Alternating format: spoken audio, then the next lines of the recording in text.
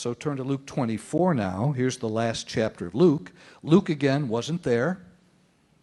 He researched it. He talked to all the people who were there. And Luke is writing this about 50 years after the events, okay? That's another important thing in this storytelling idea. How rich the stories are because they are people recalling what happened half a century ago. I mean, that enriches it. Does it mean every detail is exactly right? Who cares? It's the story. Nothing in the important events. Jesus was risen from the dead. He was not in the tomb. He had said ahead of time, I'm not going to be there, and he was not there. They went there, he was not there. Then as they went, he met and came, saw them and interacted with them. All of that's consistent. That's the facts of the story.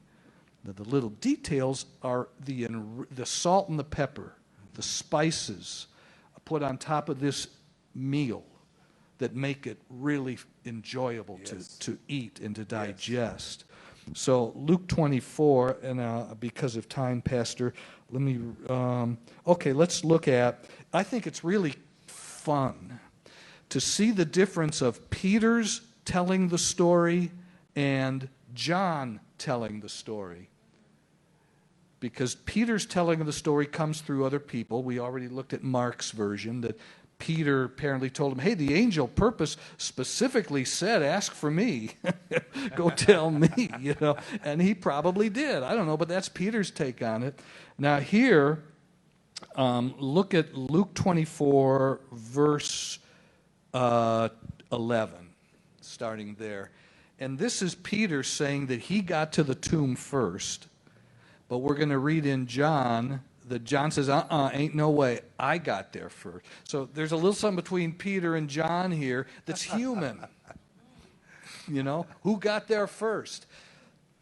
Let's see, verse 11. And their words seemed to them like idle tales, and they didn't believe him. But Peter arose and ran to the tomb, and stooping down, he saw the linen cloths lying by themselves, and he departed, marveling to himself at what had happened. Now behold, two of them were traveling that same day to a village called Emmaus, which was 7 miles from Jerusalem, and they talked together. And so, here's the story about Jesus coming to these individuals walking, and then they have dinner with him, and then when he breaks the bread at dinner, then they see it's him.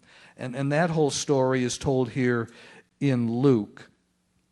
And then at the end of Luke 24 is another version of the Great Commission that Jesus gave there.